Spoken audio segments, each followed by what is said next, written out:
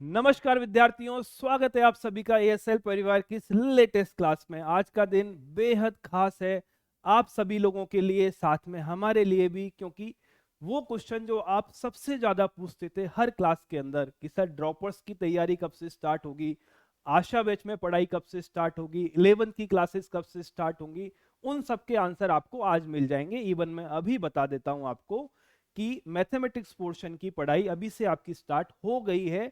हालांकि आज के सेशन में हम कोई टॉपिक डिस्कस नहीं करेंगे, पर हम वो एक आउटलाइन बनाएंगे जो पूरे साल हमारे काम आने वाली है। साथ में जो एएसएल की मुहिम है कि हमारा हिंदी मीडियम का बच्चा किसी भी मायने में इंग्लिश मीडियम वाले बच्चे से कम नहीं रहना चाहिए, इवन बेहतर होना चाहिए, उसकी तरफ हमने आज एक कदम और आगे बढ़ाया है। और हमारे प्रयास तब तक चलते रहेंगे जब तक हमारा हिंदी मीडियम का बच्चा इतना एम्पावर्ड अपने आप को फील ना करे, जब तक वो ये महसूस करने ना लग जाए कि हिंदुस्तान की या दुनिया की हर एक एग्जाम जो कोई भी बच्चा दे सकता है इंग्लिश मीडियम वाला, मैं भी दे सकता हूं, मैं अच्छे नंबर से इसको क्वालिफाई कर सकता हूं, मैं अच्छी रैंक लेके आ सकता हूं, मेरे पास एक अच्छा मटेरियल अवेलेबल है, मेरे पास अच्छे टीचर्स अवेलेबल हैं। जब तक आपको ऐसी फीलिंग नहीं आने लग जाएगी तब तक हमारे प्रयास जारी रहेंगे। तो एक बार जल्दी से मुझे कंफर्म कर दीजिए कि ऑडियो वीडियो बराबर है, आपको मैं दिखाई दे रहा हूं, सुनाई दे रहा हूं, ताकि हम सेशन को स्टार्ट करें। आज के सेशन में हम बेसिकली आपके दो पार्ट होने वाले हैं। फर्स्ट पार्ट में हम यह डिस्कस करेंगे कि ये जो JEE की एग्जाम है वो किस तरह की होती है, उसका नेचर कैसा है, और उसके बाद हम डिस्कस करेंगे कि मैथमेटिक्स वाले सब्जेक्ट को लेकर हमें किस तरह से तैयारी करनी है। हालांकि जेईई एग्जाम क्या है इस सब को लेकर सुभाष सर ने भी आपको ब्रीफ कर दिया था, पर मैं थोड़ा सा मैथमेटिक्स सब्जेक्ट के पॉइंट ऑफ व्यू से थोड़े बहुत टॉपिक और टच करना चाहूंगा। और आपके जितने भी क्वेश्चंस हैं, जो भी आप कमेंट कर रहे हो अभी, उन सभी के आंसर में क्लास के एंड में लास्ट के 5 या 10 मिनट का सेशन रखकर उन सभी क्वेश्चंस के मैं आंसर करने की कोशिश करूंगा। तो जितने क्वेश्चन मुझे एंड तक याद रह गए, मैं रिकॉल कर पाया, उनके मैं आंसर कर दूंगा। और अगर कोई क्वेश्चन मेरे से मिस हो जाता है तो मेरे से एक बार वापस से आप पूछ लीजिएगा सेशन के एंड में, तो मैं कोशिश करूंगा आपको आंसर करने की। तो चलिए स्टार्ट करें, ठीक है। तो एग्जाम है आपकी joint entrance exam JEE। Basically ये एग्जाम होती क्यों है? बेसिकली इस एग्जाम के अंदर आपके दो पेपर होते हैं। पहला पेपर है जिससे आपको डिग्री मिलती है BE या BTech, मतलब बैचलर ऑफ इंजीनियरिंग या बैचलर ऑफ टेक्नोलॉजी, और मैक्सिमम बच्चे इसी सेक्शन के अंदर आपके अपीयर होते हैं। जो बच्चे इस सेक्शन के अंदर अपीयर होते हैं उन्हें एडमिशन मिलता है हिंदुस्तान के जो बेहतरीन कॉलेज हैं आपके NITs, IIITs और CFTI, मतलब सेंट्रली फंडेड टेक्निकल इंस्टीट्यूट्स। तो अगर आपको NIT में एडमिशन चाहिए, IIIT में एडमिशन चाहिए, तो आपको JEE मेंस वाला एग्जाम देना है। और जितने बेहतर आपके मार्क्स उसके अंदर आएंगे, जितने बेहतर आपकी रैंक एग्जाम के अंदर आएगी, उतने बेहतर कॉलेज और उतने बेहतर स्ट्रीम के अंदर आपका एडमिशन मिलेगा। सबसे इंपॉर्टेंट जो आपका जेई मेंस का एग्जाम है वो एक एलिजिबिलिटी क्राइटेरिया है जेई एडवांस के लिए। अब कुछ बच्चे ये भी पूछ सकते हैं कि सर ये जेई एडवांस क्या बला है, ठीक है, क्योंकि मैं यह मान के चल रहा हूं कि हमारे बच्चों की नॉलेज, कुछ बच्चों की नॉलेज थोड़ी कम है इस फील्ड में, तो हम एकदम जीरो से बताना स्टार्ट करेंगे और आपको टॉप तक लेके जाएंगे। यही अप्रोच हमारी होने वाली है आपके सिलेबस को लेके। हम यह मानते हुए पढ़ाई स्टार्ट करेंगे कि हो सकता है कुछ बच्चों ने अपना क्या कहते हैं एनसीईआरटी वाला पोर्शन ढंग से नहीं पढ़ा हो सकता है कि उनके बेस थोड़े बहुत कमजोर हों। तो हम एकदम एकदम जीरो से स्टार्ट करेंगे और आपको एकदम उस लेवल तक लेके जाएंगे जहां आप ये फील करने लगो कि सर मैं एग्जाम के क्वेश्चंस बड़े कंफर्टेबली हैंडल कर पाऊंगा, ठीक है। तो जेई एडवांस क्या है? अगर आप मेंस की एग्जाम देते हो और मेंस में अच्छी रैंक लेके आते हो तो आपको एडमिशन मिलेगा NITs में, IIITs में। पर अगर आपको प्रॉपर IIT कॉलेज में एडमिशन चाहिए तो उसके लिए आपको एग्जाम देना होता है बेटा जेई एडवांस का एग्जाम। तो जेई एडवांस के पेपर में वही बच्चे बैठ पाते हैं जिनका जेई मेंस के अंदर एक अच्छा रैंक है। अगर मैं आपको प्रिसाइजली समझाऊं तो लास्ट ईयर, मतलब इस सेशन में मोटा मोटा 9 लाख बच्चों ने एग्जाम दिया था। उनमें से करीब करीब आप 2 लाख के आसपास बच्चे ऐसे होते हैं जो जेई एडवांस के लिए क्वालिफाई कर जाते हैं, जेई एडवांस का पेपर दे पाते हैं। जेई मेंस का जो आपका पेपर है इसे NTA कराता है। NTA मतलब नेशनल टेस्टिंग एजेंसी, एक गवर्नमेंट की बॉडी है। और जेई एडवांस का पेपर जो है वो खुद IIT का ही कोई ना कोई आपका इंस्टीट्यूट कराता है। हर साल अलग अलग इंस्टीट्यूट के पास रेस्पॉन्सिबिलिटी होती है पेपर को सेट करने की। ठीक है, सेकंड पेपर ये उन बच्चों के लिए जो क्या कहते हैं आपका बैचलर ऑफ आर्किटेक्चर और बैचलर ऑफ प्लानिंग में इंटरेस्टेड हैं। तो जिन बच्चों को इसमें स्पेसिफिकली इंटरेस्ट है वो इसकी तरफ जाते हैं, पर आपका जो मैक्सिमम लॉट है वो आपका पेपर फर्स्ट मतलब बीई या बीटेक की डिग्री के लिए ही अप्लाई करता है। क्लियर, यहां तक कोई डाउट? हालांकि आपके सारे क्या कहते हैं आंसर्स मैं एक साथ एंड में ही करूंगा, मैं कोशिश करूंगा बीच में हम चैट से इंटरप्ट ना हो ताकि हमारी कंटिन्यूटी नहीं टूटे। ठीक है, ये क्या है, अभी तक आपका जेई मेंस का जो पेपर है वो 2 सेशन में कंडक्ट होता आया हुआ है। लास्ट ईयर एक आपका शिफ्ट मतलब एक सेशन आपका जनवरी में हुआ था और एक सेशन आपका अप्रैल में हुआ था। ठीक है, तो हम यही मान के चलते हैं कि नेक्स्ट ईयर भी आपका जैन और अप्रैल के आसपास ही होगा। हो सकता है आपका क्या कहते हैं दिसंबर के आसपास हम मान के चल लेते हैं। ठीक है, 2 सेशन में आपका क्या बोलते हैं पेपर होता है, पहला आपका है जैन में और सेकंड आपका है अप्रैल में। सबसे ज्यादा पूछे जाने वाला सवाल कि सर क्या हिंदी मीडियम का बच्चा एग्जाम दे सकता है, क्या हिंदी मीडियम में पेपर होता है या नहीं होता? तो बेटा पेपर सिर्फ हिंदी मीडियम में नहीं होता, हिंदी और इंग्लिश के अलावा 11 और लैंग्वेज में भी होता है। तो लैंग्वेज कोई बैरियर नहीं है किसी भी बच्चे के लिए, इवन रीजनल लैंग्वेज के अंदर भी पेपर आपका होता है। तो आपका पेपर आपको इंग्लिश में भी मिलेगा, हिंदी में भी मिलेगा, इवन जो बच्चे रीजनल लैंग्वेज वाले हैं उनको पेपर उनकी लैंग्वेज में भी मिलेगा। ठीक है, तो उम्मीद करता हूं कि आज के बाद कोई बच्चा किसी भी क्लास में ये सवाल नहीं करेगा कि क्या सर जेई का पेपर हिंदी में आता है या नहीं आता। एकदम आता है भैया, आता है, और बाकी लैंग्वेज में भी आता है।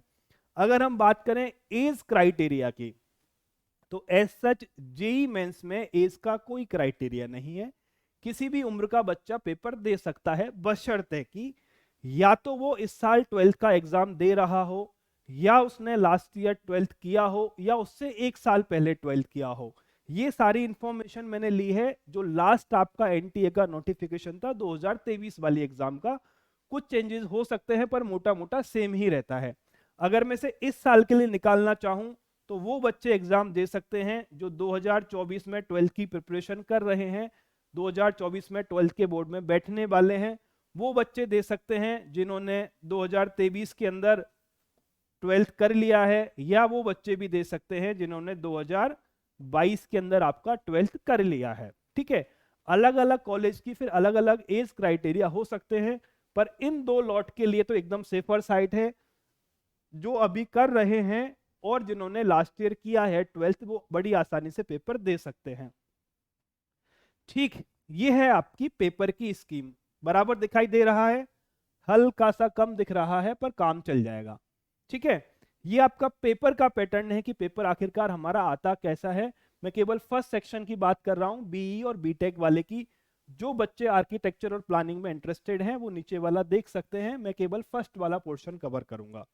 तो देखो बेटा, हर सब्जेक्ट में 2 सेक्शन आपके आते हैं, सेक्शन ए, सेक्शन बी। ठीक है, हर सब्जेक्ट में आपके 2 सेक्शन आते हैं, एक है आपका सेक्शन ए, दूसरा है आपका सेक्शन बी। सेक्शन ए में आपके 20 क्वेश्चन आते हैं जो कि होते हैं आपके एमसीक्यू वाले। ठीक है, 20 क्वेश्चन आपके एमसीक्यू आ गए। ए 20 में से 20 क्वेश्चन आपको करने हैं। सेक्शन सेकंड में आपके 10 क्वेश्चन आते हैं इंटीजर वैल्यू वाले, मतलब इसके अंदर ऑप्शंस नहीं होंगे, क्वेश्चन आपको सॉल्व करना है, आंसर निकालना है और आपका आंसर ही सिस्टम के अंदर डालना है। ठीक है, ये आपके इंटीजर टाइप 10 क्वेश्चन आते हैं, इन 10 में से 5 क्वेश्चन आपको करने हैं। मतलब हर सब्जेक्ट में 30 क्वेश्चन का आपका पेपर होगा, 20 एमसीक्यूज होंगे, 20 के 20 आपको करने हैं, 10 आपके इंटीजर टाइप थे, 10 में से 5 आपको करने हैं, तो 30 में से 25 क्वेश्चन हमें सॉल्व करने हैं एग्जाम के अंदर। ऐसे ही 25 क्वेश्चन आपके मैथमेटिक्स के, 25 फिजिक्स के, 25 केमिस्ट्री के, टोटल 90 में से 75 क्वेश्चन हमें करने हैं। और 75 क्वेश्चन करने के लिए टाइम हमें मिलता है 3 घंटे का। ठीक है, 3 घंटे के अंदर हमें 75 क्वेश्चन के आंसर निकालने हैं। और पेपर आपका कंप्यूटर बेस्ड होता है, ऑफलाइन मोड में अब एग्जाम नहीं होता, पेपर आपको सिस्टम पर ही देना रहेगा। यहां तक कोई दिक्कत, यहां तक कोई तकलीफ? क्या जो मैं बताना चाह रहा था वो आप तक पहुंच पाया? ठीक, 20 एमसीक्यू, 5 इंटीजर, 25 टोटल, 25 या 75 क्वेश्चन आपको करने हैं 3 घंटे के अंदर।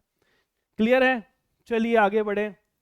अब एक चीज आती है आपकी जब जेई का रिजल्ट डिक्लेयर होता है, एक चीज आती है आपकी जब जेई मेंस का रिजल्ट डिक्लेयर होता है। तो अब तक हमने रिजल्ट जो देखा है वो परसेंटेज बेस में हम देखते हैं कि सर मेरे 12th में 90% बने, 95% बने, 80% बने, 85% बने। पर मेंस का रिजल्ट कुछ अलग आता है। हालांकि ज्यादातर बच्चों को आपको पता होगा कि सर इसका मतलब क्या है, पर जैसा मैंने आपको बताया कि मैं तो यह मानकर चलूंगा कि हो सकता है कुछ मेरे बच्चे ऐसे हों जिनको नहीं पता हो, तो सारी चीजें हमको बता देनी है एकदम बेसिक लेवल से। परसेंटाइल का मतलब कुछ इस तरह से आप समझो कि लास्ट ईयर मोटा मोटा 9 लाख बच्चों ने एग्जाम दिया, मैं राउंड फिगर में 10 लाख लेके चल रहा हूं। मैंने ये मान लिया कि 10 लाख बच्चों ने टोटल एग्जाम आपका दिया है, ठीक है। अगर आपको मिला है 99.5 परसेंटाइल, क्या मिला है? 99.5 परसेंटाइल। इसका मतलब है कि आधा परसेंट बच्चे आपसे ऊपर हैं, ठीक है। आधा परसेंट बच्चे आपसे ऊपर हैं। 10 लाख का आधा परसेंट कितना हुआ? 1% 10,000, आधा परसेंट 5,000। क्या मतलब हुआ? अगर आपके 99.5 परसेंटाइल बने हैं, इसका मतलब यह है कि आपकी रैंक 5,000 के आसपास है, 5,000 बच्चे आपसे बेहतर हैं। अगर आपकी परसेंटाइल 99 बनी है तो अब आप कमेंट करना स्टार्ट करो कि सर कितने बच्चे होंगे जो आपसे बेहतर होंगे, या रैंक आपकी मतलब मोटा मोटा क्या होगी। 1% बच्चे आपसे बेहतर हैं मतलब 10,000 आपकी रैंक है। बात आपके समझ आई?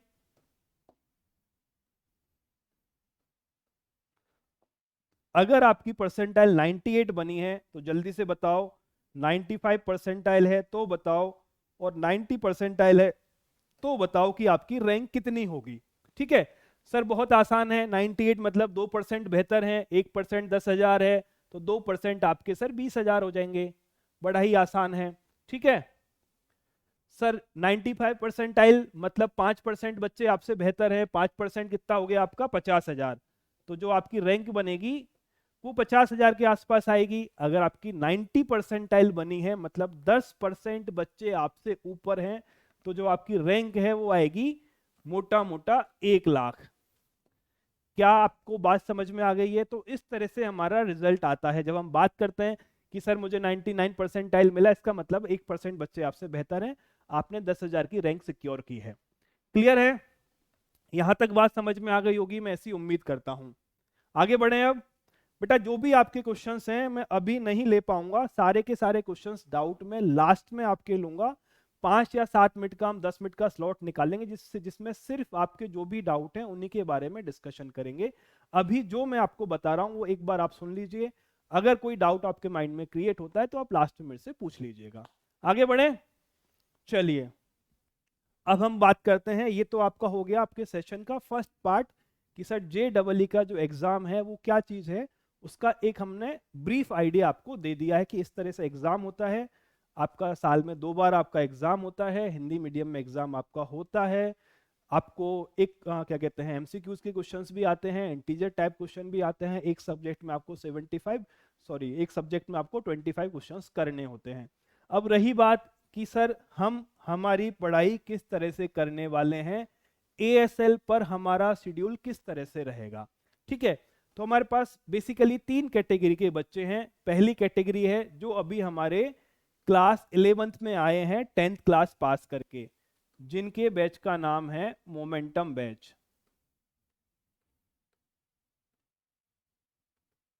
ठीक, सेकंड बच्चे हैं हमारे जो अभी 12th क्लास कर रहे हैं पर जिन्होंने आशा बैच लिया है, मतलब जो बोर्ड के साथ में जेई की प्रिपरेशन करना चाहते हैं। ये वो बच्चे हैं जो नेक्स्ट ईयर आपका जेई का एग्जाम देंगे, क्योंकि वही बच्चा एग्जाम दे सकता है जो या तो 12वीं में इस साल बैठा है या 12वीं क्लियर कर चुका है। ये वो बच्चे हैं जिनको इसी साल पेपर देना है, पहला अटेम्प्ट आपका जैन में, सेकेंड अटेम्प्ट आपका अप्रैल में। और थर्ड बच्चे हैं हमारे ड्रॉपर वाले। ये वो बच्चे हैं जिन्होंने 12th क्लास तो कंप्लीट कर ली है पर किसी कारणवश लास्ट ईयर अच्छा रिजल्ट हमारा नहीं आया, जितना अच्छा बेहतर रिजल्ट हम चाहते थे उतना बेहतर नहीं आया। तो हम कोशिश कर रहे हैं कि इस साल हम फिर से प्रिपरेशन करेंगे और एक अच्छी रैंक सिक्योर करेंगे। ठीक है, तो जो मोमेंटम बैच है, बेसिकली जो 11th क्लास वाला हमारा बैच है, उसके पास हमारे पास टाइम है अगले 2 साल का, मतलब हमें नेक्स्ट ईयर जाकर एग्जाम देनी है। तो यहाँ पर हम प्रिपरेशन थोड़ी सी स्लो और थोड़ी सी अच्छी लेवल मतलब कि हमारे पास ज़्यादा टाइम है तो हम ज़्यादा क्वेश्चन सॉल्व कर सकते हैं, ज़्यादा वेराइटीज ऑफ क्वेश्चन को हम डिस्कस कर सकते हैं, आपका क्या बोलते हैं कॉन्सेप्ट को हम ज़्यादा डिटेल में समझ सकते हैं। तो यहाँ पर जो आपकी क्लासेस होंगी वो वीक में 3 दिन होने वाली हैं, ठीक है। जो आपका शेड्यूल रहेगा वो आपके रेस्पेक्टिव बैच में मेरे हिसाब से आज शाम तक एप्लीकेशन में अपलोड हो जाएगा या हो चुका होगा, जहां तक मुझे आइडिया है आज आपका सिस्टम में आपको दिखने लग जाएगा। तो मोमेंटम बैच के अंदर आपकी क्लासेस 3 दिन होने वाली हैं, वो कौन से 3 दिन होंगे ये आपको एप्लीकेशन में मिल जाएगा। फॉर क्या कहते हैं, आपका मैं एग्जाम्पल ले लेता हूं कि आपका मंगलवार, आपका गुरुवार और आपका सैटरडे को आपका मैथमेटिक्स वाला क्लास हुआ, ठीक है। टीटीएस ट्यूसडे, थर्सडे और सैटरडे को आपका एक क्लास हुआ। तो आपके पास 3 दिन बाकी बचे, कौन से? मंडे, वेडनेसडे और फ्राइडे। कौन से दिन हमारे पास बचे? मंडे, वेडनेसडे और फ्राइडे। सर इनमें क्या होगा बेटा? तो जो आपकी क्लास होंगी वो करीब करीब 1.5 घंटे की, करीब मतलब 1.5 घंटे प्लस की ही होने वाली हैं। जितनी भी क्लासेस होंगी वो 1.5 घंटे प्लस की होने वाली हैं। तो जो 1.5 घंटे में आपको पढ़ाया गया है वो आपको खुद से रिवाइज करना है। जितने क्वेश्चंस मैंने आपको सॉल्व कराए हैं वो सारे क्वेश्चंस आपको एक बार खुद से करने हैं। मैं इसको डिटेल में समझाऊंगा कि होमवर्क से हमें डील कैसे करना है। मैथमेटिक्स का मतलब अच्छे नंबर लाने और नहीं लाने में जो फैक्टर सबसे ज्यादा क्या कहते हैं इफेक्ट करता है वो है आपका आप होमवर्क किस तरह से करते हो, या प्रिसाइजली बोलूं तो आप प्रॉब्लम को सॉल्व किस तरह से करते हो, प्रॉब्लम पर अटैक किस तरह से करते हो। तो वो सारा डिस्कशन हम आज ही करेंगे कि हमें होमवर्क का करना क्या है। पर जो 1.5 घंटे की आपकी क्लास होगी उस क्लास को आपको रिवाइज करना है, साथ में आपको होमवर्क मिलेगा अच्छा खासा। जब मैं अच्छा खासा बोल रहा हूं मतलब आपको अच्छे खासे क्वेश्चंस मिलेंगे सॉल्व करने के लिए। अब उसे आप चाहे डीपीपी नाम दे दो या आप असाइनमेंट नाम दे दो, बेसिकली हमको बचपन से याद है होमवर्क हम कनेक्ट कर पाते हैं हमारे स्कूल के साथ में, ठीक है। स्कूल में हम पढ़ने जाते थे, होमवर्क मिलता था, घर आके करते थे, तो वो एक ही बात है। चाहे आप डीपीपी मानो या असाइनमेंट मानो या होमवर्क मानो, तो जो आपको 20 क्वेश्चन, 25 क्वेश्चन, 30 क्वेश्चन मिले हैं, क्लास को रिवाइज करना और उन क्वेश्चन को सॉल्व करना। कैसे सॉल्व करना है इसका हम डिस्कशन करेंगे। तो एक दिन आप पढ़ोगे, एक दिन आप होमवर्क करोगे, ठीक है। अब बात आती है आपकी आशा बैच की। आशा बैच में वो बच्चे हैं जिनको अभी बोर्ड की प्रिपरेशन भी करनी है और साथ में आपका जेईई का एग्जाम भी देना है। तो इनकी क्लासेस भी आपकी 3 दिन होने वाली हैं। मैं फॉर एग्जांपल यही 3 दिन आपके लेकर चल लेता हूं, ठीक है। इस दिन आपको कंटेंट पढ़ाया जाएगा जेईई वाला, JEE का कंटेंट आपको 3 दिन पढ़ा दिया गया, ठीक है। इसके अलावा जो बाकी के 3 दिन बचे हुए हैं आपके, इस दिन आपको बोर्ड की प्रिपरेशन कराई जाएगी, ठीक।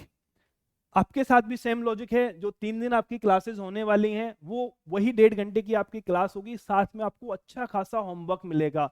और जो बच्चा जितनी अच्छे तरीके से होमवर्क को, जितनी सिंसियरली होमवर्क को करेगा बेटा, उसकी रैंक उतनी ही क्या कहते हैं बेहतर आने वाली है, करेक्ट।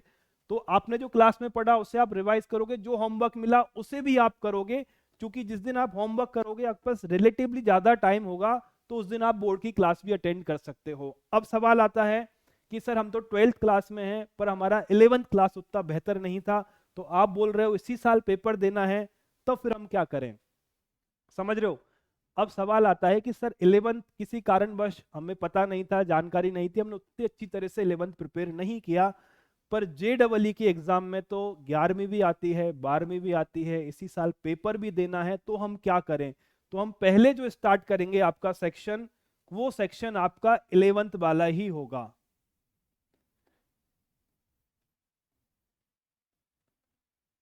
ठीक है। तो पहले जो सेक्शन आपका कवर अप करेंगे आशा बैच के अंदर 12th क्लास के बच्चों का, जो IIT वाला सेक्शन पहले कवर अप होगा वो क्लास 11th वाला होगा। जब तक हम 11th का पोर्शन कवर अप करेंगे तब तक आपका बोर्ड का पोर्शन भी कंप्लीट हो चुका होगा। तो आपको 12th के पोर्शन की NCERT तो आप कंप्लीट कर ही चुके होंगे, जैसे ही आपका ये 11th कंप्लीट होगा, बोर्ड भी कंप्लीट हो जाएगा, फिर आपको 12th वाला पोर्शन पढ़ाया जाएगा। तो इस तरह से हम प्लान करके चल रहे हैं कि दिसंबर तक, मतलब दिसंबर के एंड तक आपको जेन में पहला अटेम्प्ट देना है। तब तक 12th वाले बच्चे का आपका 12th जेई वाला पोर्शन भी कवर हो जाए और 11th जेई वाला पोर्शन भी कवर हो जाए। क्लियर है? यहां तक कोई तकलीफ? क्लियर। अब हम आते हैं ड्रॉपर्स वाले बच्चे पे। ड्रॉपर्स वाले बच्चे के साथ एक फायदा है कि इस बच्चे को स्कूल नहीं जाना होता है। यहां तक तो मेरा बच्चा स्कूल में भी इन्वॉल्व है, क्लासेस में भी इन्वॉल्व है, आपको होमवर्क भी करना है, बहुत सारी चीजें हैं। ड्रॉपर वाले बच्चे के पास एक एडवांटेज है कि इसे स्कूल नहीं जाना, ये टोटल फ्री है प्रिपरेशन करने के लिए, जितना टाइम इसे चाहिए उतना सफिशिएंट टाइम अवेलेबल है। तो इनकी क्लासेस ऑलमोस्ट डेली चलेंगी, ऑलमोस्ट डेली, ठीक है। जो आपका एग्जैक्ट शेड्यूल आपको एप्लीकेशन के अंदर मिल जाएगा, करेक्ट है। और आपको 11th और 12th एक साथ भी पढ़ाया जा सकता है। क्यों? क्योंकि आपने 11th और 12th दोनों पढ़ा हुआ है। तो आपके यहाँ में किसी भी टॉपिक को लेके हमें सीक्वेंस फॉलो करने की जरूरत नहीं है। हम चाहें तो ऐसा टॉपिक बीच में से पिक कर सकते हैं जिसका बाकी के साथ रिलेवेंट नहीं है। जैसे आपका त्रिकोणमिति है, अब त्रिकोणमिति की तो सारे चैप्टर एक साथ आपको पढ़ाने ही पड़ेंगे क्योंकि इंटरकनेक्टेड है। आपका निर्देशांक ज्यामिति है, सारे चैप्टर एक साथ ही कराने पड़ेंगे क्योंकि इंटरकनेक्टेड है, ठीक है। पर बाकी चीजें जैसे आपका मैट्रिक्स और डिटरमिनेंट्स का किसी से कोई लेना देना नहीं है, तो जब मन किया बीच में से उनको पढ़ा दिया, ठीक। कॉम्प्लेक्स नंबर आपका बीच में से पढ़ाया जा सकता है, प्रोग्रेशन आपका बीच में से पढ़ाया जा सकता है। तो इस तरह से ड्रॉपर्स वाले बच्चों का क्लासेस तो ऑलमोस्ट डेली ही चलेंगी, वही आपका 1.5 घंटे की क्लास होगी, वही आपको होमवर्क मिलेगा। और सबसे मैं मतलब तीसरी या चौथी बार इस चीज को रिपीट कर रहा हूं, मैथमेटिक्स में सबसे ज्यादा जरूरी चीज है होमवर्क, ठीक है। तो वही आपको असाइनमेंट मिलेंगे, वो सब आपको करने हैं, पर आपके पास सफिशिएंट टाइम है तो आप डेली भी इसे कर सकते हो। यहां तक कोई तकलीफ? अब हम आते हैं सबसे जरूरी बात पे, और इसमें आपके बहुत सारे क्वेश्चंस के आंसर भी मिल जाएंगे, और अगर कोई क्वेश्चन आपका रह गया तो मैं अलग से आपको बता दूंगा हमें क्या करना है और हमें क्या नहीं करना है, ठीक है। To do list and not to do list समझो, बड़े ही ध्यान से इसको समझना, और पूरे साल हमें फॉलो करना है। ये वो चीज है जो आपको अच्छी रैंक दिलाएगी, करेक्ट है। जितना आप ग्रीन वाले पोर्शन को ज्यादा फॉलो करोगे आपकी रैंक बेहतर होती जाएगी, और जितना आप रेड वाले पोर्शन को फॉलो करोगे आपकी रैंक बढ़ती जाएगी। मैंने बोला रैंक बढ़ती जाएगी तो आपको हो सकता है थोड़ा सा कंफ्यूजन हुआ, वो कंफ्यूजन हम अभी दूर कर देंगे। समझो, पहला काम आपको क्लास को लाइव ही अटेंड करना है। पहला काम क्लास को जहां तक हो सके लाइव अटेंड करना है। पर सर ऐसा क्यों? बात को समझो। क्लासेस आपके फिक्स शेड्यूल पे होती है। अगर आप क्लास को लाइव अटेंड कर रहे हो तो आप एक शेड्यूल फॉलो कर रहे हो, आप एक डिसिप्लिन के अंदर चल रहे हो, ठीक है। और जो बंदा डिसिप्लिन के अंदर होता है, प्रॉपर टाइम टेबल को फॉलो करता है, उसके सक्सेसफुल होने के चांसेस बाकी बच्चों से बहुत ज्यादा होते हैं। Point number 1। पॉइंट नंबर 2, जिस फेज में आप हो उस फेज में सबसे ज्यादा जरूरी चीज है पढ़ाई। आपकी क्लासेस आपके स्कूल टाइम से कॉन्फ्लिक्ट कर नहीं रही हैं, क्योंकि जिस समय आपका स्कूल चल रहा है उसके अलावा किसी और टाइम पे क्लास है ना। तो बाबा आपकी जिंदगी में क्लास से जरूरी और कौन सा काम आ गया कि आप क्लास तो छोड़ गए और कुछ किसी दूसरे जरूरी काम में चले गए। अगर आप क्लास को अटेंड नहीं कर रहे हो तो कोई ना कोई इंपॉर्टेंट काम के लिए नहीं कर रहे होंगे ना। पर सबसे ज्यादा जरूरी काम तो पढ़ाई है, तो इससे ज्यादा जरूरी कुछ भी नहीं है। क्लास हमको लाइव ही लेनी है। इन केस हम इमरजेंसी है, बीमार हो गए, कुछ और हो गया, वो बात अलग है, पर छोटे मोटे चीजों के लिए नहीं, मतलब छोटे मोटे बहाने नहीं, क्लास तो लाइव ही आनी है। क्या नहीं करना है? क्या नहीं करना है? रिकॉर्डेड नहीं देखना है।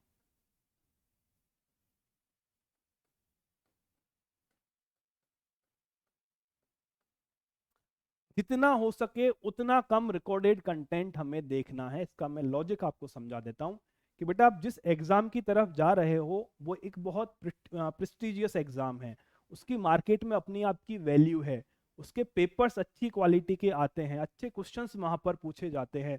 तो सबसे ज्यादा जरूरी है आपका टाइम मैनेजमेंट। आपको हर उस गतिविधि को बंद कर देना है जो आपके समय को बर्बाद करती हो। हर वो एक्टिविटी जो आपका टाइम किल कर रही हो वो आपको बंद करनी ही पड़ेगी। इसलिए मैं बोल रहा हूं आप लाइव देखो। लाइव में आपके पास ऑप्शन नहीं है बीच में रोकने का, आगे पीछे करने का। टीचर के फ्लो के साथ आपको चलना है। क्लास 1.5 घंटे में खत्म, आपकी पढ़ाई भी 1.5 घंटे में खत्म। अगर आप रिकॉर्डेड पर जाओगे, आप फोन में 4 चीजें और चलाओगे, क्लास देखते देखते आप रील्स पे पहुंच जाओगे। एक बार रील्स आपने स्टार्ट की, आधा घंटा आपका चला गया, पता ही नहीं चला कितनी देर तक आप देखते रहे। यूट्यूब पे गए, वहां पे पढ़ने का तो छोड़ दिया, कुछ और काम स्टार्ट कर दिया, पता लगा 1.5 घंटे वहां पे बर्बाद कर दिया। इसलिए रिकॉर्डेड पे नहीं जाना, लाइव पे हमें रहना है। इसी का एक फायदा होगा आपका, प्रॉपर टाइम मैनेजमेंट आपका हो जाएगा।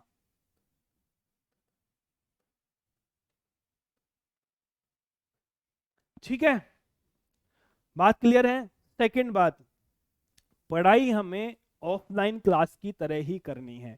ऑफलाइन क्लास की तरह करनी है मतलब क्लास को लाइव अटेंड करो, क्लास खत्म हो जाए, मोबाइल के डाटा पैक को बंद कर दो। चाहो तो मोबाइल ही बंद कर दो, नहीं कर सकते हो तो मोबाइल के नेट कनेक्शन को बंद कर दो, ताकि आप इधर उधर की फालतू की चीजें नहीं देख पाओ, आपका कंसंट्रेशन रहे पढ़ाई के ऊपर। अब आप एक सवाल मेरे से कर सकते हो कि सर मैं तो मोबाइल में पढ़ाई के काम ही करता हूँ। वो कैसे करते हो? कि सर मैं, आपने क्वेश्चन दिया, मैंने क्वेश्चन सॉल्व किया, मेरे से क्वेश्चन सॉल्व नहीं हुआ, तो मार्केट में 25 तरह के एप्लीकेशन अवेलेबल हैं, मैं उनके ऊपर जाऊंगा और आपकी क्वेश्चन का सॉल्यूशन निकालूंगा। पर बेटा ऐसा करने से आपको क्या मिलेगा जिंदगी में? ऐसा करने से आपको क्या मिलेगा?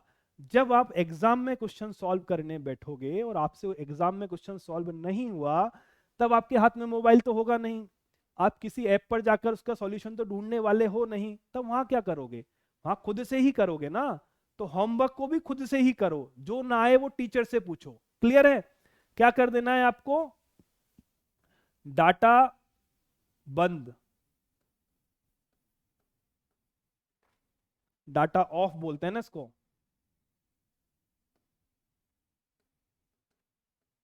ठीक है, तो जैसे ही आप डेटा ऑफ कर दोगे, ऑनलाइन और ऑफलाइन का डिफरेंस खत्म हो जाएगा। ऑफलाइन में क्या करते हो? आप क्लास जाते हो, क्लास में बैठते हो, टीचर आपको पढ़ाता है, आप उठ के घर आते हो, फिर आपका क्या कहते हैं, कोचिंग से कनेक्ट खत्म हो जाता है, आप अपनी पढ़ाई घर आके करते हो। लाइव आओगे, फोन बंद करोगे, जैसे क्लास खत्म, आपका फोन से काम खत्म, आपकी पढ़ाई स्टार्ट हो गई। ठीक। सेकेंड काम आपको करना है रिवीजन। रिवीजन से मेरा मतलब, मैं जो बोल रहा हूं उसे समझो।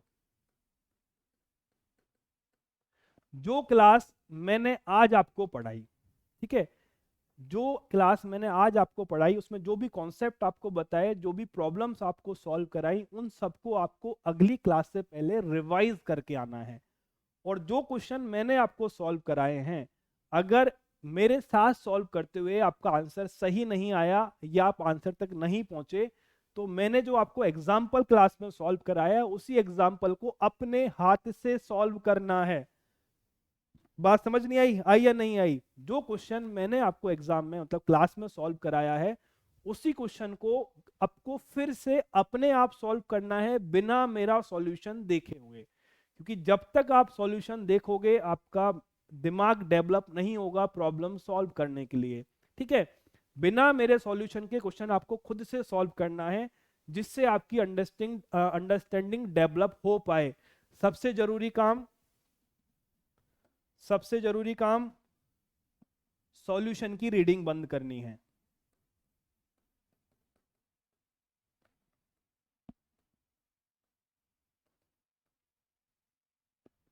सॉल्यूशन की रीडिंग से मतलब क्या हुआ? कुछ बच्चे या ज्यादातर बच्चे की आदत होती है, हम मैथमेटिक्स को भी अदर सब्जेक्ट की तरह पढ़ते हैं। अदर सब्जेक्ट की तरह मतलब, हमने होमवर्क का असाइनमेंट उठाया या हमने कोई भी बुक उठाई, हमने बुक से क्वेश्चन लिया, उसे हम सॉल्व करने लगे, हमसे हो गया, बहुत बेहतर है। अगर हम क्वेश्चन में थोड़ा सा भी अटक गए, तो हम क्या करेंगे? बुक में उसका सॉल्यूशन देखेंगे, फिर हम सॉल्यूशन को पढ़ेंगे, फिर हम सॉल्यूशन को समझेंगे। समझे? क्वेश्चन को खुद से सॉल्व करने के बजाय हमारी हैबिट है सॉल्यूशन को समझने की।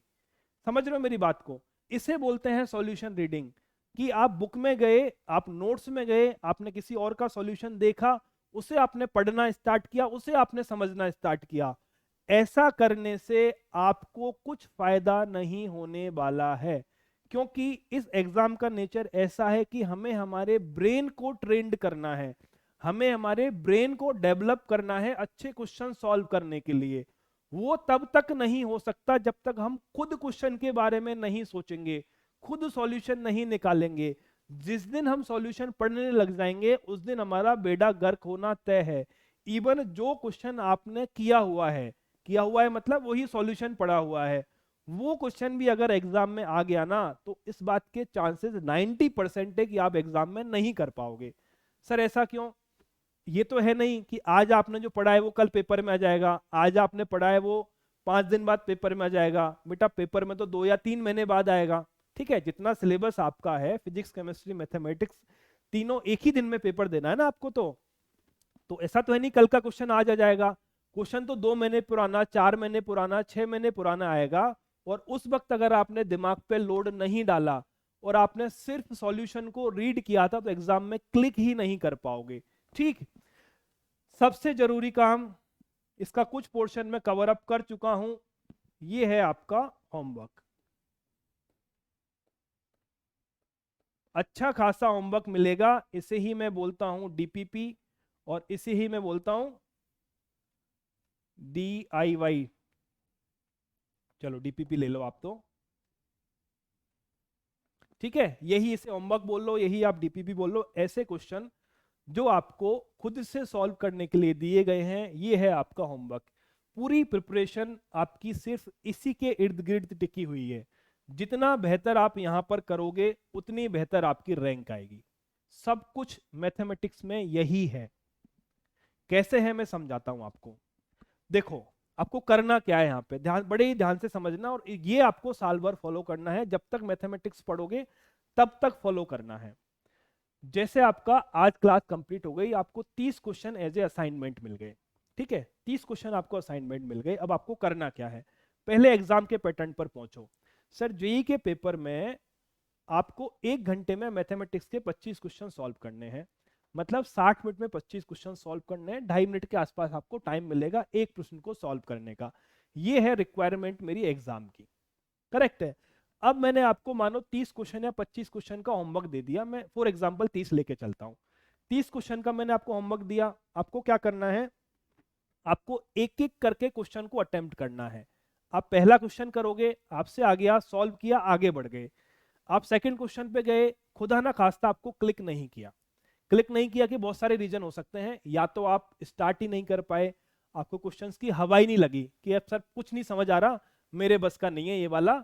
या ऐसा हो सकता है कि आपको क्वेश्चन आपने पढ़ा, कोई ना कोई आइडिया आपको स्ट्राइक किया, ठीक है, आपको लगा यार इस क्वेश्चन को इस मेथड से मैं सॉल्व कर सकता हूं, आपने सॉल्व करना स्टार्ट किया। और जब 2-3 लाइन लिखी तो समझ में आया कि सर ये तो मामला बिगड़ गया। बिगड़ गया इन द सेंस, जो बच्चे प्रॉब्लम सॉल्व करते हैं उन्हें आइडिया लग जाता है कि मैं सही डायरेक्शन में जा रहा हूं या गलत डायरेक्शन में जा रहा हूं। इससे मतलब है कि आपने 2-3 लाइन लिखी और आपको लग रहा है कि मामला बनने के बजाय बिगड़ता जा रहा है, चीजें सिंप्लीफाई होने के बजाय हार्ड होती जा रही, तो मतलब आप गलत रास्ते पर चल पड़े हो, चीजें कुछ ना कुछ गलत होती जा रही हैं। आपने सोचा, सही करने का कोशिश किया, नहीं आया, क्वेश्चन को छोड़ दो। क्या बोला मैंने, क्वेश्चन ट्राई किया, 2-3 मिनट का टाइम दिया, सोचा, कुछ क्या कहते हैं जोड़ तोड़ किया, कोई कॉन्सेप्ट अप्लाई किया, हो गया, बहुत बेहतर। नहीं हुआ, क्वेश्चन स्किप करो, अगले पे चले जाओ। अगला हो गया, वेल एंड गुड, नहीं हुआ, स्किप करो, अगले पे चले जाओ। आपको 1 घंटे में वो 30 क्वेश्चन अटेम्प्ट करने हैं। समझ रहे हो मैं जो बोल रहा हूं, आपको 1 घंटे में वो 30 क्वेश्चन अटेम्प्ट करने हैं, वो सबसे जरूरी है, क्योंकि एग्जाम में भी आपको यही करना है। ठीक है, 30 घंटे में, 1 घंटे में सारे क्वेश्चन आपने अटेम्प्ट किए। अब हो सकता है कि मैं बुरी से बुरी सिचुएशन पे जाता हूं, हो सकता है कि आपके 5 क्वेश्चन सही हुए और 25 क्वेश्चन आप नहीं कर पाए। 5 आपके हो गए, 25 आपसे नहीं हुए, एकदम मतलब बुरे से बुरा लेके चल रहा हूं मैं, ऐसा होगा नहीं, ऐसा नहीं होगा। हो सकता है आपके 10 क्वेश्चन सही हो गए और 20 आप नहीं कर पाए, हो सकता है 20 हो गए, 10 नहीं कर पाए। कुछ बच्चे होंगे जो 25 कर देंगे, 5 नहीं कर पाएंगे, कुछ होंगे जो 29-28 कर देंगे, 1-2 नहीं कर पाएंगे, और कुछ होंगे जो सारे के सारे भी सही कर देंगे। ठीक है, ये रेशो होगा, वो कुछ भी रेशो हो सकता है, आपको उससे डरना नहीं है। मैं तो बुरे से बुरा लेके चल रहा हूं कि ऐसा हो गया कि 30 में से सिर्फ 5 सही हुए, 25 नहीं हुए, पर ये काम हमने 1 घंटे में कर दिया। 1 घंटे में हमने ये कर दिया कि मैं इन 30 में से 5 कर सकता था, 25 में नहीं कर पाया, एक टाइम बाउंड एक्टिविटी में मैंने एक काम कर दिया, एक क्वेश्चन पे 3-4 मिनट से ज्यादा मैंने इनिशियली नहीं खपाया। करेक्ट है। अब बात समझो, ये जो 5 क्वेश्चन आपने सॉल्व किए हैं, यहां से कुछ ना कुछ आपकी अंडरस्टैंडिंग डेवलप होगी। सर इसका क्या मतलब है? देखो होमवर्क है तो जो चैप्टर आपको पढ़ाया जा रहा है उसी के इर्द गिर्द का होमवर्क होगा, तो जो कॉन्सेप्ट आपको पढ़ाए हैं उन्हें ही आपको अप्लाई करना है।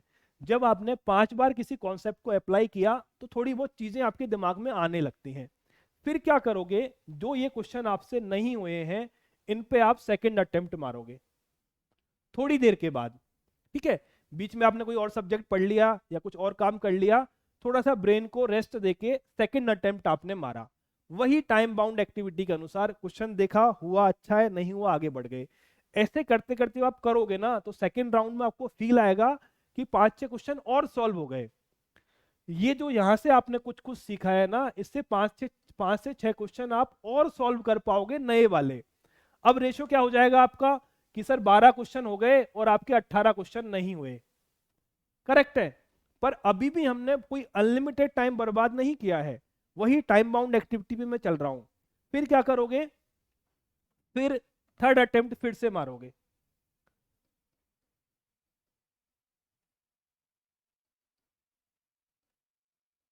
तीसरा चांस क्वेश्चन को फिर से दोगे। इस बार क्या होगा, फिर आपके 4-5 क्वेश्चन सॉल्व हो जाएंगे।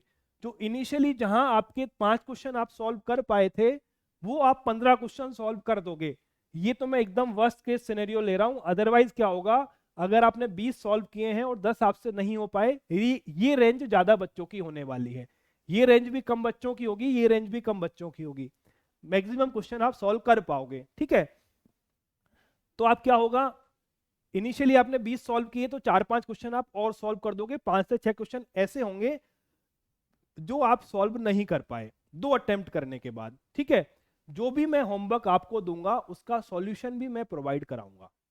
जो भी मैंने आपको होमवर्क की शीट दी है उसका सॉल्यूशन भी मैं आपको दूंगा। मैं ऐसे नहीं बोलूंगा कि आपको ये होमवर्क करना है, इतने क्वेश्चन सॉल्व करने और फिर मैं भूल जाऊंगा, अपने आप खुद सॉल्व करते रहो। होमवर्क के साथ आपको सॉल्यूशन भी मिलेगा, पर वो सॉल्यूशन स्पून फीडिंग वाला नहीं होगा। स्पून फीडिंग सॉल्यूशन समझते हो, वो ऐसे नहीं होगा जैसे बच्चों को पढ़ाते हैं ना एकदम, कि बेटा क्या बोलते हैं आपका 1+2 = 3 होता है, फिर 3 को 5 से मल्टीप्लाई करोगे 15 होता है। ऐसा सॉल्यूशन नहीं होगा वो, नॉर्मली जैसा एनसीईआरटी में आपको कराया जाता है। वो एकदम टू द पॉइंट सॉल्यूशन होगा। टू द पॉइंट सॉल्यूशन मतलब ये क्वेश्चन नंबर 1 है, इसमें हमें ये कॉन्सेप्ट अप्लाई करना था, इस तरह से हमने कॉन्सेप्ट अप्लाई किया, अब इसे आप सॉल्व खुद कर लेना, आंसर आप खुद निकाल लेना। इस टाइप के आपको सॉल्यूशंस मिलेंगे। उसके पीछे रीजन है, अगर मैं चाहूं तो सारा क्वेश्चन आपको सॉल्व करा के दे सकता हूं, पर उससे कुछ फायदा आपको नहीं होना। क्योंकि जब आप एग्जामिनेशन सेंटर पे बैठोगे ना बेटा, तो आप खुद होंगे, आपके साथ टीचर नहीं होगा। बात को समझना और गहराई से समझना, सारा गेम यहाँ पर है, इसलिए सबसे ज्यादा टाइम भी मैं यहीं दे रहा हूँ। आपका मैथमेटिक्स का पेपर अच्छा होना और मैथमेटिक्स का पेपर अच्छा नहीं होना, सब कुछ यहीं रहेगा। और पिछले 2 साल की जो एनटीए की हिस्ट्री है ना, उसमें मैथमेटिक्स का पेपर सबसे ज्यादा स्टैंडर्ड का आता है। केमिस्ट्री और फिजिक्स के कंपैरेटिवली मैथमेटिक्स के क्वेश्चन सबसे बेहतर आते हैं। उसका एक रीजन और भी है कि हमारी एनसीईआरटी मैथमेटिक्स जरूरत से ज्यादा सिंपल है, इसलिए आप एग्जाम में जाके फट जाते हो, क्वेश्चन सॉल्व नहीं कर पाते। तो कहाँ थे हम, होमवर्क आपका। ठीक है, मैं मतलब जब आप एग्जामिनेशन सेंटर में होगे तो आप खुद एग्जाम देने वाले हो, आपके साथ में टीचर खड़ा नहीं होगा, आपके साथ में आपका फोन भी नहीं होगा।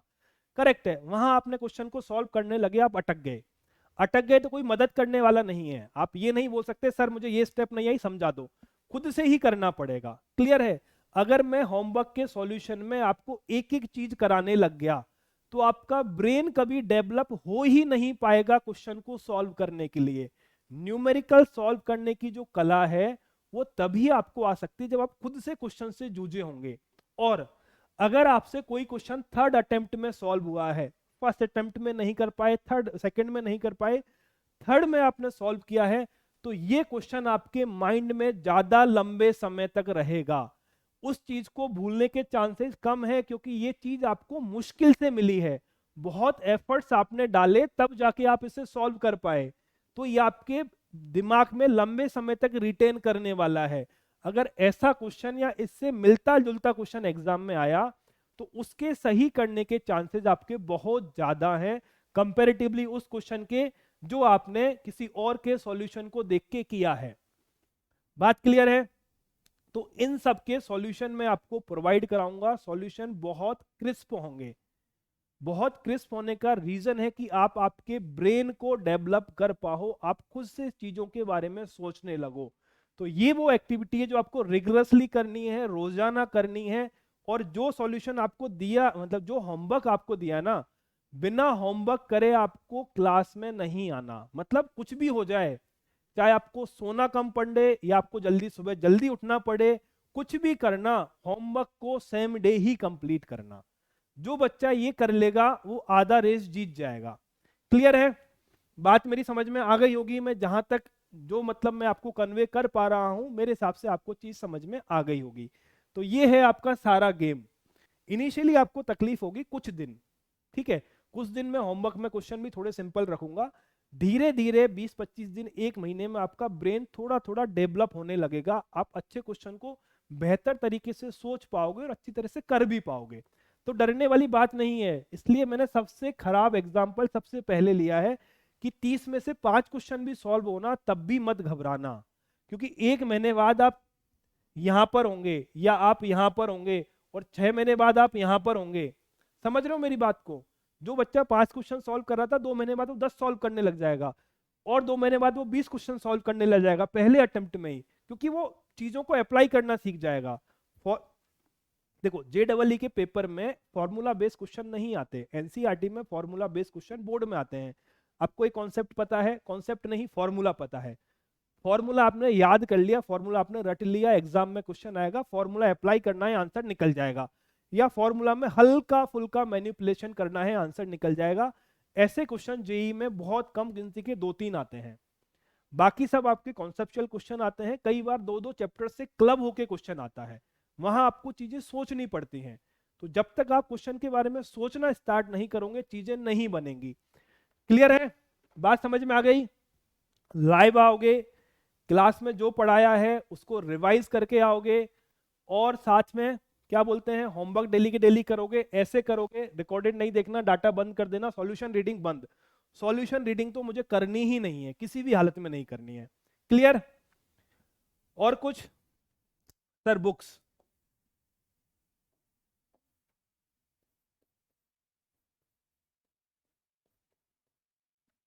बुक्स की रिक्वायरमेंट हमें पड़ेगी। मैं ये नहीं बोलता कि जो कंटेंट मैं आपको प्रोवाइड कराऊंगा उतना आप पढ़ लोगे, आपका काम हो जाएगा। देखो, मैथमेटिक्स में एक मिनिमम रिक्वायरमेंट, एक मिनिमम रिक्वायर्ड चीज हो सकती है। मैं ये बोल सकता हूं कि जो कंटेंट मैंने आपको दिया है वो सफिशिएंट है, मगर मैं ये नहीं बोल सकता कि इसके क्या कहते हैं, इसके अलावा कुछ भी नहीं है, अंत कुछ नहीं है। आप, मैंने जो बोला वो आपने पढ़ लिया, ठीक है? मैंने बुक्स बोलाई, वो बुक्स आपने पढ़ ली, उसके बाद भी आप बोलो सर मुझे और बुक्स करनी है, कोई मनाही नहीं है। उसके बाद बोलो और बुक्स करनी है, कोई मनाही नहीं है। पर पहला काम है जो मैंने दिया है वो करना है तीनों सब्जेक्ट में। जब आप फिजिक्स केमिस्ट्री मैथमेटिक्स सबके क्या कहते हैं होमवर्क को कंप्लीट कर पा रहे हो, तब हम यहां आते हैं। बुक्स आपको मैं रिकमेंड करूंगा, बेहद अच्छे स्टैंडर्ड वाली, बहुत सस्ती वाली बुक्स आपको मैं रिकमेंड करूंगा, ठीक है? अभी आपको कोई बुक नहीं लेनी है हाल फिलहाल। और जिंदगी का मतलब एकदम कड़वा सच है कि हिंदी मीडियम की किसी भी किताब में इतना दम नहीं है कि वो आपको एग्जाम अकेले क्लियर करा पाए। अभी तक मार्केट में जितनी भी बुक्स हैं, मैं अगर एक बुक्स का नाम आपको बता दूं और बोलो बेटा ये बुक आप पूरी अच्छे से सॉल्व कर लो, 2 बार 3 बार सॉल्व कर लो, तभी भी आप एग्जाम में जाके अच्छा कर पाओ, उसकी कोई गारंटी नहीं है, क्योंकि उन बुक्स में उतनी दम है ही नहीं। तो हो सकता है मैं एक आधा बुक्स आपको इंग्लिश की भी रेफर कर दूं, ऐसा हो सकता है। पर मैथमेटिक्स में हिंदी और इंग्लिश में कोई फर्क नहीं होता, आपको उसमें कुछ पढ़ना ही नहीं है, सिर्फ क्वेश्चन समझना है। और जो बच्चा JEE की प्रिपरेशन कर रहा है, जो इतने सारे काम कर रहा है, उसको क्वेश्चन तो इंग्लिश में भी समझ में आ जाएगा, क्योंकि हम जब पढ़ाते हैं तो बाईलैंग्वेज ही पढ़ाते हैं, दोनों चीजें बोलते ही हैं। क्लियर है? तो इसके बारे में इंफॉर्मेशन आपको क्या बोलते हैं, आपके रेस्पेक्टिव बैच में जिस सेक्शन में, मतलब जैसे मैं त्रिकोणमिति अगर पढ़ानी है, त्रिकोणमिति में किसी बुक की रिक्वायरमेंट है, मैं 4-5 दिन पहले आपको बोल दूंगा, और आपको कहीं भी किसी भी बुक स्टोर से ऑनलाइन आपको बुक मिल जाएगी। अगर मुझे कोऑर्डिनेट ज्योमेट्री पढ़ानी है, मैं 4-5 दिन पहले आपको बता दूंगा, ठीक है? हाल फिलहाल आपको किसी ऐसी चीज में नहीं उलझना है। क्लियर है? ये लगेंगी हमारी, क्योंकि हमें अच्छा खासा प्रैक्टिस करना है। और मतलब ज्यादा बुक्स की रिक्वायरमेंट हमें तब होगी जब हमारा सिलेबस कंप्लीट हो जाएगा, क्योंकि JEE की का सेशन ऐसा नहीं होता कि आपने पूरा सिलेबस कंप्लीट करा दिया फिर आप उन्हीं वापस रिवाइज कराए जा रहे हो, वही मतलब वही फॉर्मूला वापस बता रहे हो, वही कंसेप्ट वापस बता रहे हो, कुछ नहीं मिलेगा। रिवीजन सिर्फ और सिर्फ क्वेश्चन बेस्ड ही होगा। हम आएंगे, कॉन्सेप्ट 15-20 मिनट में पूरे चैप्टर के बता देंगे, 1 घंटे में पूरे चैप्टर के बता देंगे, फिर सिर्फ क्वेश्चंस पे बात करेंगे। आपसे बोला जाएगा सर ये वाली बुक के ये 30 क्वेश्चन करके लाना, उन 30 पे ही डिस्कशन होगा, कर पाए नहीं कर पाए, कैसे बेहतर कर सकते हैं, कौन सा बेहतर आप मेथड लगा सकते हो, वही डिस्कशन काम का है। ठीक है, बुक्स वाला आपका हो गया। और रजिस्टर का भी आपका जो कुछ मतलब जो मैक्सिमम क्वेश्चन आपने पूछे थे मेरे से वो यही थे, बुक्स का, रजिस्टर का।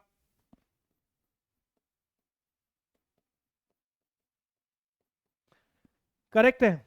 एक तो आपका जो मैंने क्लास में पढ़ा रहा हूं उसका आपको रजिस्टर बनाना है, वो रजिस्टर आपको कोशिश करना क्लास के साथ में ही लिख लो। क्यों, हमारे पास समय नहीं है। आप यहां से पढ़ोगे, फिर PDF डाउनलोड करोगे, फिर बैठ के 1 घंटा उसको नोट्स बनाने में लगाओगे, आपको सब कहीं समय बर्बाद नहीं करना, ना यहाँ समय बर्बाद करना, ना यहाँ समय बर्बाद करना, ना यहाँ समय बर्बाद करना, ना यहाँ समय बर्बाद करना। जितना समय आपके पास है यहाँ लगाना, जितना समय आपको मिले उतनी प्रॉब्लम सॉल्व करना, बस। ठीक है, जो मैंने पढ़ाया है क्लास में ही नोट्स बना लेना। कभी कभी ऐसा होता है कि सर कुछ क्वेश्चन आप टाइप करके ले आते हो, तो आप तो टाइप करके ले आए, आपने नीचे सॉल्व कराया, मैं क्वेश्चन लिख ही नहीं पाया, तो उस क्वेश्चन की इतनी सी स्पेस छोड़ दो। या मैं कोशिश करूंगा कि आपको 10-15 सेकंड का टाइम दे दूंगा कि बेटा इस क्वेश्चन को नोट कर लो। कोशिश करेंगे कि साथ के साथ आपका क्लास वर्क का रजिस्टर बन जाए।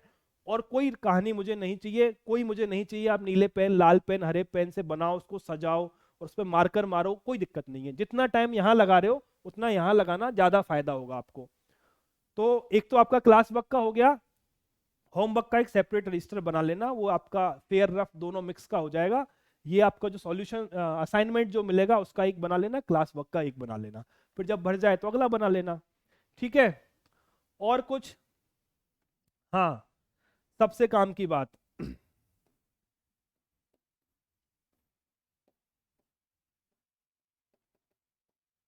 बच्चे को सिलेक्शन से रोकता है कंफ्यूजन। सर कंफ्यूजन कैसे? हम तैयारी करना स्टार्ट नहीं करते उससे पहले हम कंफ्यूज होना स्टार्ट हो जाते हैं। वो कैसे सर? पहला कंफ्यूजन, सर कहाँ से पढ़े? पहला, सर पढ़ भी पाएंगे नहीं पढ़ पाएंगे? सर कौन से इंस्टीट्यूट से पढ़ें? सर क्या इंस्टीट्यूट का मटेरियल सफिशिएंट है? सर कौन सी बुक से पढ़ें? मैं ये वाली बुक ले आया, क्या मैं और भी बुक लेके आऊं? मैं और बुक ले आया, क्यों क्या तीसरी बुक लेके आऊं? ये सब चीजें वो हैं जो आपके सिलेक्शन को खराब करने वाली हैं। जितना कंफ्यूज होगे उतनी बेकार रैंक आप लेके आओगे। जो आपसे यहां बोला गया है, जितना आपसे करने के लिए बोला गया है, उस पर आंख बंद करके यकीन करना, उतना कर देना। अगर उतना करने के बाद टाइम बच जाए तो जो आपको करना है वो करना, पर ऐसा ना हो जाए आप यही सोचते रह जाओ। मतलब मैंने आपको शीट दी 30 क्वेश्चन की, 30 क्वेश्चन सॉल्व कर रहे हो, 3 क्वेश्चन सॉल्व किए, क्या मुझे ये वाली बुक परचेज कर लेनी चाहिए? फिर वो क्वेश्चन तो सॉल्व नहीं हो रहे, आदमी 1 घंटे ये सोच रहा है कि मैं करूं क्या, मिला क्या मुझे? And result zero, negative, and result negative मिला। तो इससे हमें दूर रहना है बस। ऐसे लोग, ऐसी जनता, ऐसी कम्युनिटी जो हमें कंफ्यूज करती है उससे दूर हो जाना। ठीक है, एक लास्ट,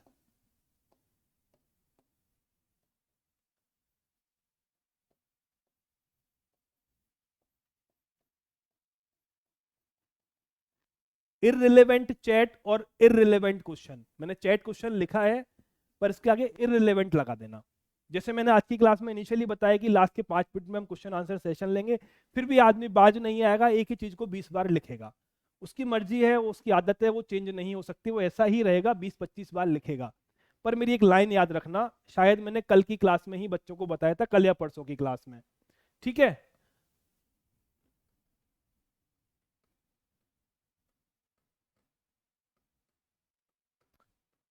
इररिलेवेंट चैट और क्वेश्चन डायरेक्टली प्रोपोर्शनल टू ज्यादा रैंक। सर इसका क्या मतलब हुआ? तो अच्छी बात है ना, रैंक हमारी अच्छी आ रही है, और क्या चाहिए? ध्यान से समझना, ज्यादा रैंक।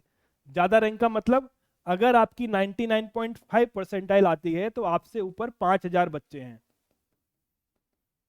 अभी बताया था ना आज ही के सेशन में, अगर 99 आती है तो आपके ऊपर 10,000 बच्चे हैं, अगर 95 आती है आपके ऊपर 50,000 बच्चे हैं, अगर 90 परसेंटाइल आती है आपसे ऊपर 1 लाख बच्चे हैं। तो जितना आप इररिलेवेंट चैट क्लास में करोगे, जितने इररिलेवेंट क्वेश्चन क्लास में पूछोगे, क्योंकि जब आप कर रहे होगे तो आप पढ़ नहीं रहे होगे, आपका जो ब्रेन है ना वो मतलब उतना उतना उसमें कैलिबर नहीं है। पहली बात तो 1.5 घंटे कंसंट्रेट होकर पढ़ना ही मुश्किल काम है, बीच में कहीं ना कहीं दिमाग आपका घूमने चला जाएगा, अलग ही विचारों में गुम हो जाओगे, पहली दिक्कत तो वो है। उसके बाद क्या है कि आप पढ़ तो नहीं रहे हो और एक ही क्वेश्चन को 50 बार डाल रहे हो, जिसको टीचर ने पढ़ लिया और सोच लिया कि मैं एंड में बताऊंगा। मतलब क्वेश्चन मैंने देख लिया कि ये बच्चा ये चीज पूछने जा रहा है, पर इसका जो मैं टॉपिक पढ़ा रहा हूं उससे कोई रिलेवेंस नहीं है, तो मैंने इग्नोर मारा कि चलो लास्ट में देखेंगे, अगर टाइम मिला तो बता देंगे। फिर भी आदमी पूछे जाएगा।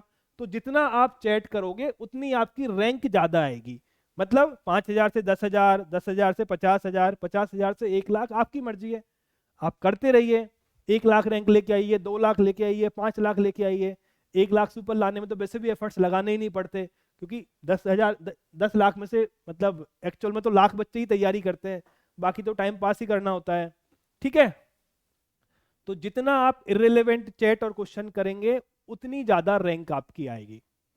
ठीक है, तो ये मोटा मोटा पोर्शन आपका कवर अप हो गया है। अब मैं आपके क्वेश्चंस ले लेता हूं।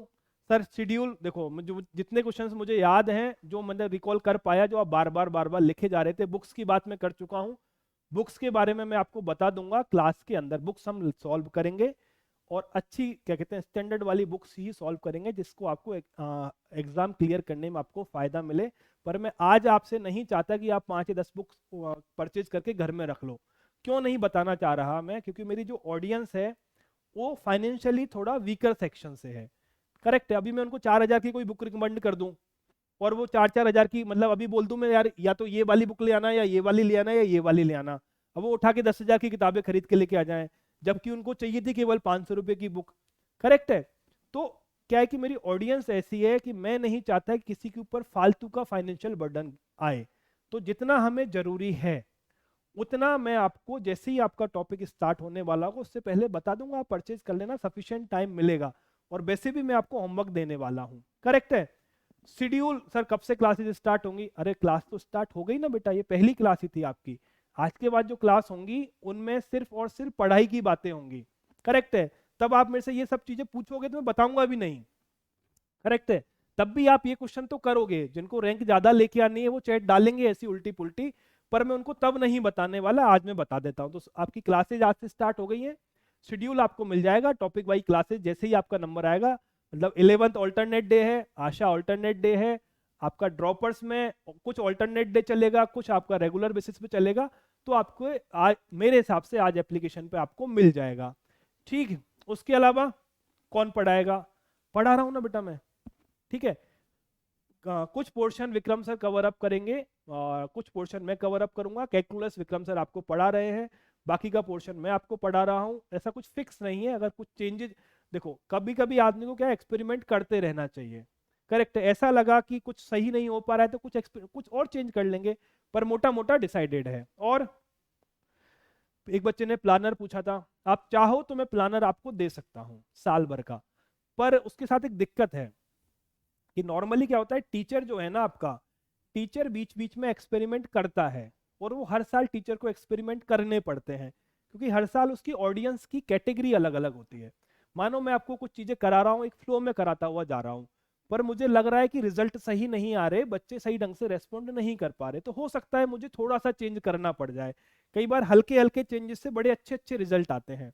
तो फिर अभी प्लानर तो मैंने आज आपसे ले लिया, और 1 महीने बाद मैंने क्या किया कि उसमें से एक चैप्टर के सीक्वेंस को चेंज कर दिया, क्योंकि मुझे लगा यार बच्चे सही ढंग से कनेक्ट नहीं कर पा रहे हैं, तो मैं इस चैप्टर को पहले कंप्लीट करा देता हूं, तो हो सकता है बच्चों को थोड़ा बेनिफिट हो जाए। इसलिए जो मैं बोल रहा हूं वो आप फॉलो करना स्टार्ट कर दो, ऐसे आप करना स्टार्ट कर लो, आपका काम मोटा मोटा हो जाएगा। ठीक है, तो यही आपके मोटे मोटे क्वेश्चन थे। इसके अलावा अगर आपका कुछ और रह जाता है तो आप वीडियो के कमेंट सेक्शन में डाल दीजिएगा, मैं वहां से इसको पिक करके या तो वहीं पर आपको रिवर्ट कर दूंगा। अगर वहां पर रिवर्ट नहीं कर पाए तो एक वीडियो हम छोटा सा और बना देंगे, जिसमें आपकी सारी की सारी क्वेरी अटेंड हो जाएंगी। क्लियर? तो ये था हमारा आज का पहला सेशन। उम्मीद कर रहा हूं कि बहुत सारे कंफ्यूजन आपके दिमाग के क्लियर हो गए होंगे। अब आपकी क्लासेस, जैसे ऑल्टरनेट डे है तो कोई आज अगर क्लास है तो परसों से आपकी क्या कहते हैं बैच वाइज क्लासेस अलग अलग टाइम पे स्टार्ट हो जाएंगी। तो आपको बस इतना ही करना है, जितना आपसे टीचर बोले, जैसा टीचर आपसे बोले वो हमें फॉलो करना है। जितना आपको होमवर्क दिया जाए उतना आपको होमवर्क करना है। और सबसे ज्यादा the most important thing in mathematics is problem solving. जितने आप क्वेश्चन सॉल्व करोगे उतने आप निखरते जाओगे, उतने आपके सिलेक्शन के चांसेस ज्यादा होते जाएंगे। ठीक है, तो फिर आज के सेशन को हम यहीं वाइंड अप करते हैं, फिर मिलते हैं नेक्स्ट क्लास में। धन्यवाद।